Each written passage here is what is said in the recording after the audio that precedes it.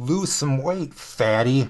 The average Filipino weighs about 95 pounds, soaking wet. She's so light I can scoop her up in my arms like a baby.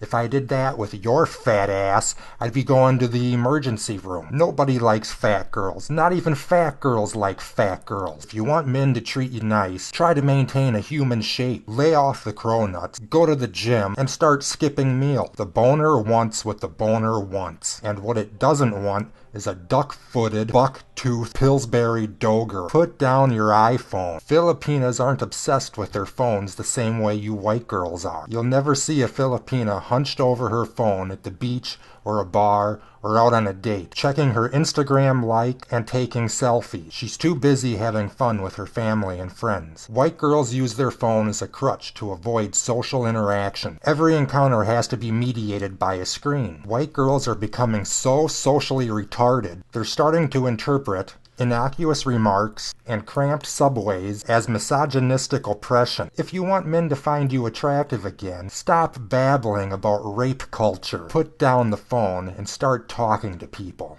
Don't be a slut!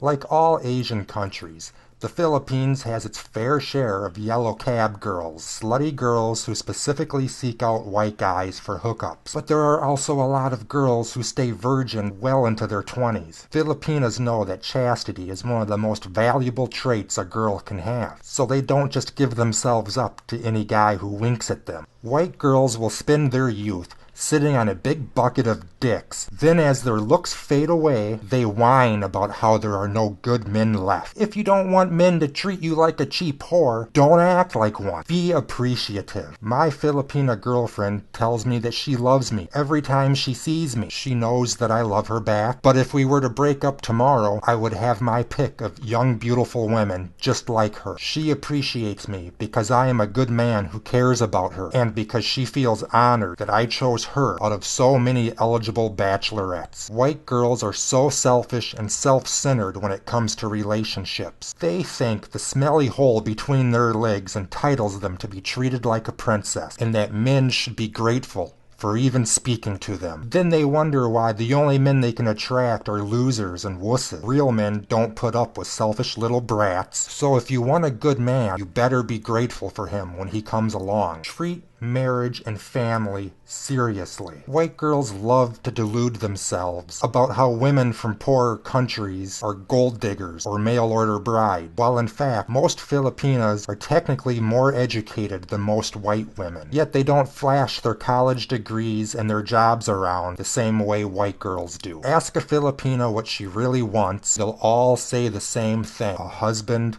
and children. Jobs are something they do to get money, nothing more. Girls are designed to bear children from their late teens to their late 20s. After 30, female fertility starts to drop off, and menopause kills it completely. You want kids, forget about your career, and start thinking about getting married now. If that sounds regressive, I'm sorry. That's life. Your boring data entry or pumpkin spice latte slinging job won't love you till death do you part, but a husband and family will. Find a higher cause. Filipino culture is still largely dominated by the Catholic Church, which is why divorce, adultery, and abortion are all illegal here. While I'm not religious myself, there's something to be said for living in a society that is animated by a higher purpose. The average Filipina attends Mass weekly, believes in God, and tries her best to live up to His commandments, even if she doesn't always succeed. The moral framework provided by Catholicism is in part why the Philippines is far less dysfunctional than Thailand, Cambodia, and other countries in the region. God is dead in the West. White girls have replaced Him with consumerism and celebrity worship. That's why they get upset over a rich actress getting her phone hacked, more than 100 girls getting raped by Pakistani immigrants. You don't have to become a devout Christian, but you should find some sort of purpose in your life, aside from mindless consumption. Instead of reading BuzzFeed, try picking up a good book. Instead of playing Candy Crush, play chess, write a book, learn to paint, start a rock band, do something real